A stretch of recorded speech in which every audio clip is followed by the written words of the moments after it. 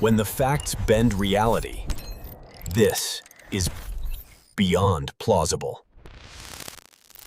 A fish caught in a spider's web. Clearly, something is off in this picture. Did the fish jump ashore, or did the spider learn to dive underwater, hunt, and improve its meal?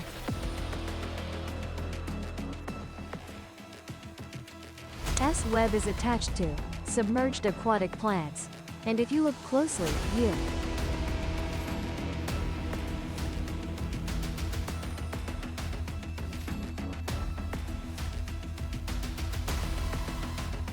What could be more surprising than a spider, which lacks gills to breathe underwater, yet still lives, hunts, and even mates and reproduces underwater? LL explore how the Mar Archeronida aquatica, the planet.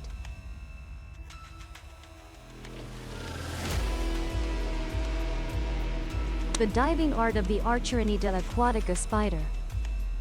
For a typical spider, falling into water could mean death. It would quickly suffer hypothermia, lack of air, and even become prey for aquatic creatures. But for the Archeronida aquatica, also known as the diving bell spider, underwater is its preferred habitat. Let's talk about the name. Why diving bell?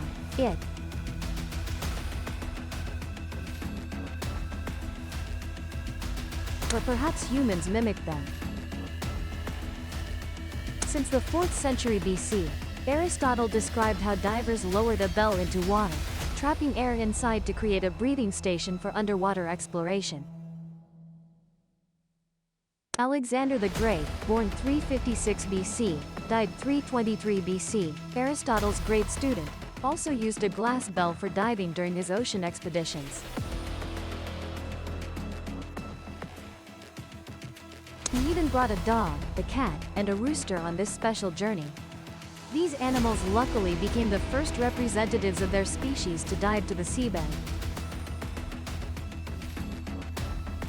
Back to the Atrioronida aquatica spiders, they don't need to follow Alexander the Great to explore the underwater world, as these spiders can create their own diving bells. The clever strategy of the Atrioronida aquatica spider is carried out as follows. First, it dives underwater and finds some aquatic plant branches to spin silk on. But instead of expanding its web on a flat plane like other spiders, the Atrioronida aquatica spider layers its silk like a 3D printer to create an inverted silk bell underwater. Then, the spider swims back to the water's surface, continuing to spin silk to form a ladder connecting the bell below to the water surface above. The next step now is to transport air from the water surface and pour it into the bell below. What do you think the Atrioronida aquatica spider will do? Will it fill its lungs with air, dive to the bell, and blow it out? Of course not. The Atrioronida aquatica spider has a much more subtle and efficient strategy. To capture air, it simply lifts its hairy abdomen into the air, then quickly dips it into the water. At this moment, the water-repellent hairs covering its abdomen and body trap a layer of air around it. Utilizing the limits of water's surface tension, the spider creates a silvery, shiny air bubble around its abdomen. Then, it just needs to dive back to the bell like a child in a life jacket and release that air bubble. After several such dives back and forth, the Atrioronida aquatica spider can fill its bell with air. Now, it officially has an underwater home. The diving bell spider can stay underwater all day because its home functions to extract oxygen from the water. This demonstrates that Atrioronida aquatica is not just a diver, it's also an engineer. Previously, scientists thought the diving bells of Atrioronida aquatica spiders could at most provide enough oxygen for activity for about half an hour. Meaning, roughly every 20 minutes, the Atrioronida aquatica spider would have to surface to breathe and transport a new load of oxygen down to its home. But it turns out scientists were mistaken. In 2014, biologist Richard Seymour at the University of Adelaide, Australia, conducted a detailed observational study on the behavior of Aquatic aquatic spiders, and found they can indeed stay underwater all day. Seymour explained the reason lies in the silk bell. It itself functions to exchange oxygen with water like fish gills, because the bubble in the diving bell is only held by spider silk. Most of its area is an interface between water, air, and thin silk threads, Seymour said. And this allows oxygen to be exchanged between water and the bubble. A similar process occurs with the CO2 the spider exhales. Gases simply diffuse from areas of high concentration to low concentration. So when the bell has more CO2 and less oxygen, it automatically takes oxygen from the water and diffuses CO2 back out. This mechanism can provide oxygen through the silk walls up to 8 times more than the oxygen the spider brings down from the water surface. Seymour said, an Ageronida aquatica spider can therefore stay underwater all day. And what do they do down there all day? Of course, the spider spends most of its life spinning webs, setting traps, and waiting for prey.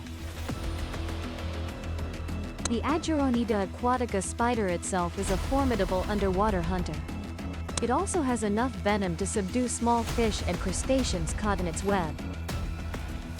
Typically, Ageronida aquatica spiders set traps around aquatic plants near their diving bells. Then, these spiders simply dip their abdomens into the diving bell and poke their heads out to observe. If you didn't know, spiders breathe through openings on the sides of their chest and abdomen called book lungs, because they open and fold like pages of a book. They have tracheae that deliver oxygen directly to tissues and organs without passing through the head. Thanks to this, the Ageronida aquatica spider can extend its abdomen into its bell to breathe, while keeping its head above the water to observe prey. When it sees prey caught in its trap, the Ageronida aquatica spider rushes out of the bell, subduing it with a painful bite. Afterward, the spider surfaces, bringing more air down to expand its home, making enough room for a large dining table. Once prepared, the spider pulls the prey into the bell and begins tearing apart this aquatic creature. On gloomy days without catching large prey, the Ageronida aquatica spider nibbles on underwater larvae as snacks. With a home and food secured, it's time to find a mate and reproduce. That is the elegant life of the diving bell spider. There is one difference between this spider and land-dwelling spiders. Female Ageronida aquatica spiders are usually smaller than males. Typically, female spiders must be larger than males because they need to accumulate nutrients to lay eggs and care for offspring. But with the goal of laying eggs and caring for young underwater, female Ageronida aquatica spiders are smaller than males. Smaller size helps the female have more space to lay eggs and raise young in the crab bell.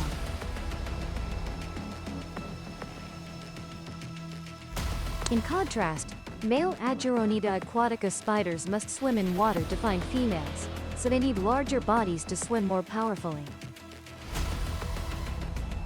Upon detecting a female's bell, the male Ageronida aquatica spider begins building an additional bell nearby to get acquainted. As presents, the male will bore a passage from the new bell to the female.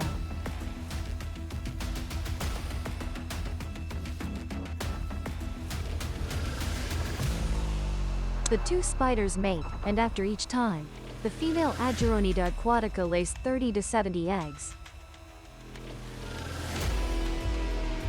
The eggs hatch into spiderlings, and they begin training for underwater life. After just a few weeks, the young Ageronida aquatica spiders are ready to leave their mother. They learn to build bells, surface, and bring air down to create their own homes. Thus, the life and lineage of the diving bell spider continue to thrive. They're conquering freshwater regions across Europe and Asia. So, if next time you see a spider underwater, not in trees but preferring to dive and set nets to catch fish, remember that it is the Ageronita aquatica diving bell spider, a unique species on the planet. Curious? Subscribe and step through the next anomaly.